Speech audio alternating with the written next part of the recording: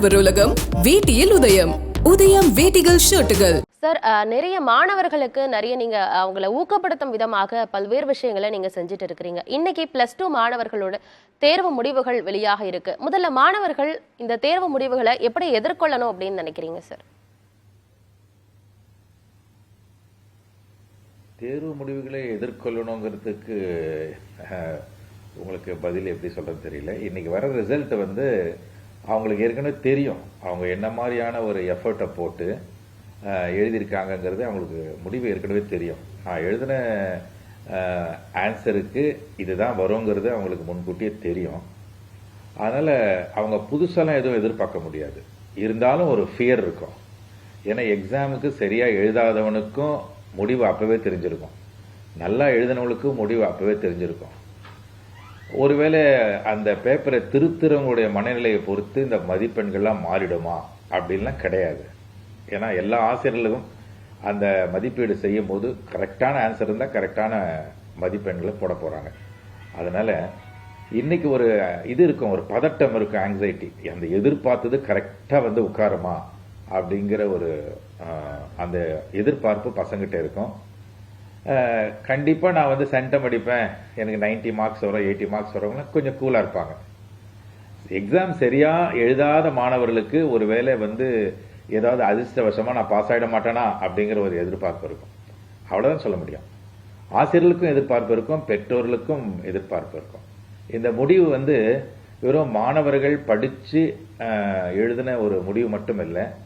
இது +2 எக்ஸாமுடைய ரிசல்ட்.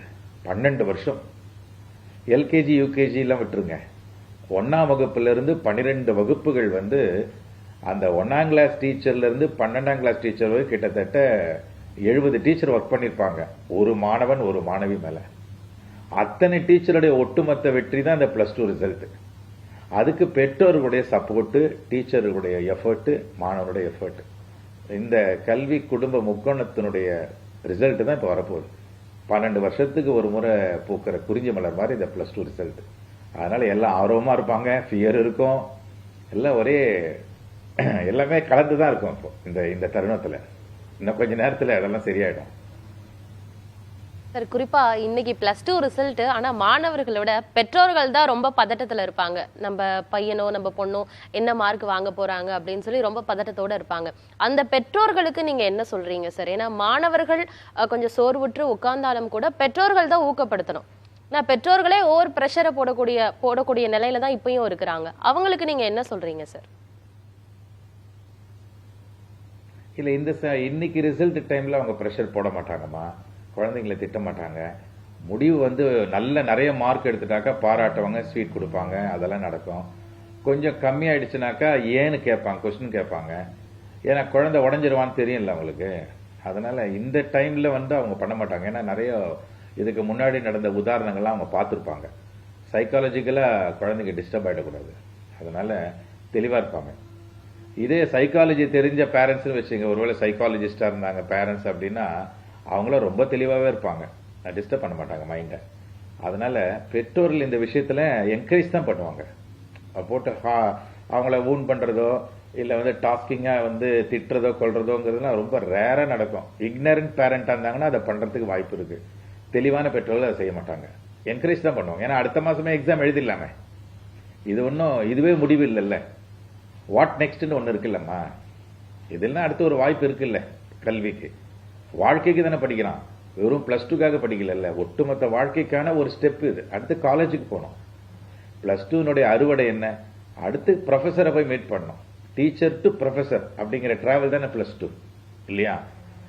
ப்ரொஃபஸர்கிட்ட ஏன்னா ப்ரொஃபஷன் அமைச்சு கொடுப்பாங்க, வேலைக்கு போகணும் அடுத்தது. அதனால பெற்றோர்கள் இதில் அந்த மாதிரி ட்ரீட் பண்ண மாட்டாங்கன்னு நான் எதிர்பார்க்குறேன். +2 அப்படிங்கிறது மாணவர்களுக்கு முக்கியமானது தான்.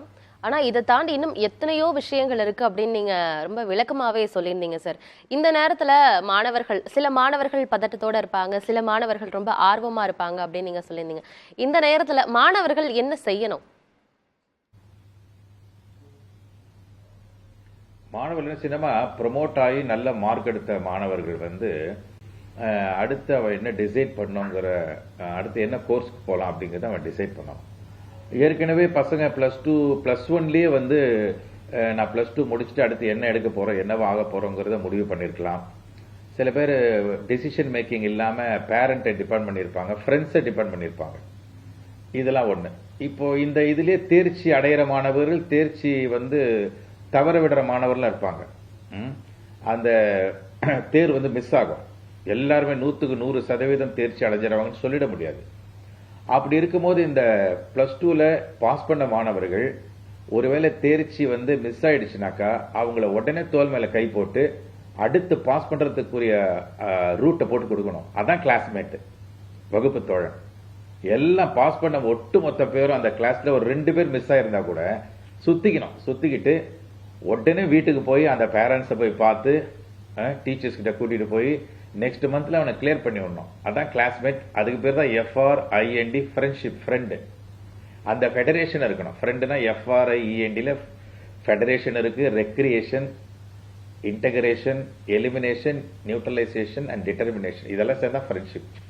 அதில் தான் அந்த கிளாஸ்மேட்ஸ் எல்லாம் சேர்ந்து ஒருவேளை தேர்ச்சி மிஸ் ஆகி போச்சுன்னா அவங்கள என்கரேஜ் பண்ணி உடனே எக்ஸாம் எழுத வைக்கணும் ஃப்ரெண்ட்ஸ்.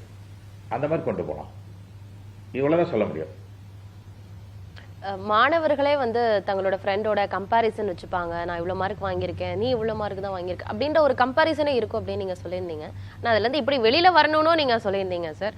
ஆனா பேரண்ட்ஸுமே வந்து கம்பாரிசனை வைக்கிறாங்க. என்னோட பையன் வந்து இவ்வளவு மார்க் வாங்கியிருக்கான், ஆனா பக்கத்து வீட்டு பொண்ணு இதை விட இன்னும் அதிகமா வாங்கியிருக்காங்க அப்படின்ற ஒரு கம்பாரிசனையும் வைக்கிறாங்க. அது வைக்க கூடாதுதான் ஆக்சுவலி. அவங்களுக்கு என்ன சொல்றீங்க சார்? கம்பாரிசன் இருக்குமா? மாணவர்கள் ஒருத்தர் கம்பாரிசன் வைக்கிறாங்க நான் எங்கேயுமே சொல்லலையே. எனக்கு இன்னும் ஞாபகம் இல்லை அப்படி சொன்னதா. இல்ல சார், ஃப்ரெண்ட்ஸ் கிட்ட சார் நான் வந்து இவ்வளவு மதிப்பெண் வாங்கியிருக்கேன், நீ வந்து இவ்வளவு மதிப்பெண் வாங்கியிருக்காங்க, என்னோட ஃப்ரெண்ட் வந்து என்னோட அதிகமா மார்க் வாங்கியிருக்காங்க அப்படிங்கிற ஒரு விஷயம் வந்து மாணவர்கள் மனசுல இருக்கும். அதை சொன்னேன் நான். இருக்கும். நான் சொன்னதா சொன்னீங்களே, அந்த மாதிரி நான் சொல்லலைன்னு சொல்ல வரேன். அது இருக்கதாமா செய்யும். அதாவது அவன் எவ்வளவு மார்க் வாங்கியிருக்கான், நான் எவ்வளவு மார்க் வாங்கியிருக்கேன், ஒரு ஆர்வத்தினுடைய தூண்டல்ல அதை பார்ப்பாங்க.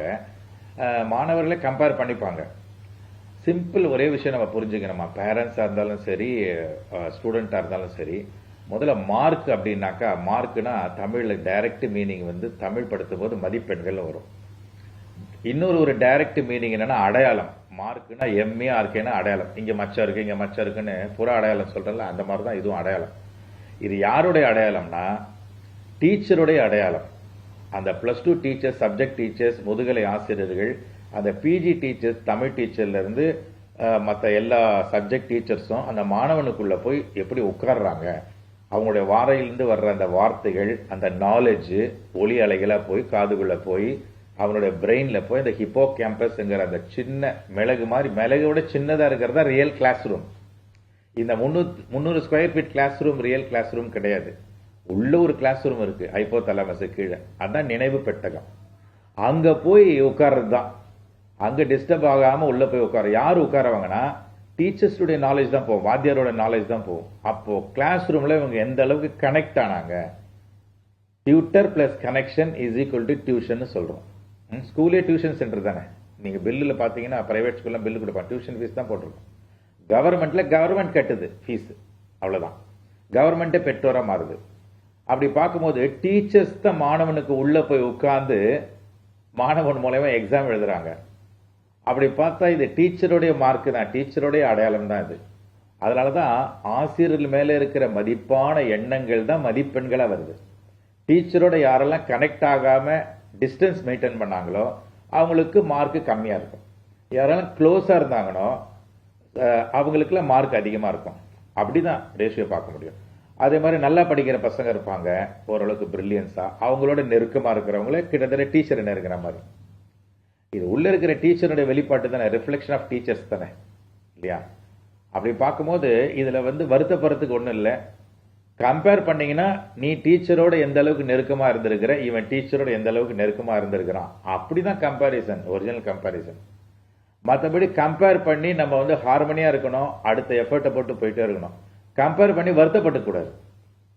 அப்படி பார்த்தா பேரண்ட்டை கம்பேர் பண்ண ஆரம்பிச்சாங்கன்னா 5 மணி வரைக்கும் 5 மணிக்குள்ள எழுந்துக்கிற பேரண்ட் இருப்பாங்க, 7:30 மணி வரைக்கும் தூங்குற பேரண்டா இருக்காங்க. குழந்தைங்க 5:30 மணிக்கு எழுந்துரும், பேரண்ட் சில டைம்ல லேட்டா எழுந்திருப்பாங்க. காரணம் வந்து அவங்களோட இயலாமை இருக்கும்.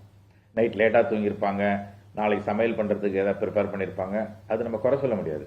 அப்படி பார்க்கும்போது பேரண்ட்டை கம்பேர் பண்ணாலும் மாணவனுக்கு கூடிய சப்போர்ட் எவ்வளோ பண்ணாங்கன்னு ஒன்று இருக்குல்லம்மா, அது கூட மிஸ் ஆகிருக்கும். சில இடத்துல வேலைக்கு போகிற பேரண்ட் இருப்பாங்க, அவங்க வீட்டில் வேறு யாராவது சொல்லிக் கொடுக்கணும், படிக்காத பேரண்ட்ஸ் இருப்பாங்க, ஹோம்ஒர்க்கே நடந்திருக்காது சில வீட்டில்.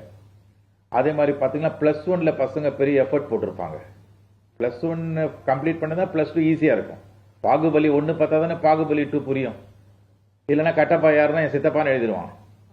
அப்படி மாதிரி +1 அவன் கம்ப்ளீட் பண்ணியிருக்கணும் முழுமையாக, அப்போ தான் +2 அவனுக்கு ஈஸியாக இருக்கும். அதனால் கம்பேரிசன் இருக்கும், அதை நம்ம அவாய்ட் பண்ண முடியாது. ஆனால் அதை வந்து ஹாப்பியாக எடுத்துக்கணும்.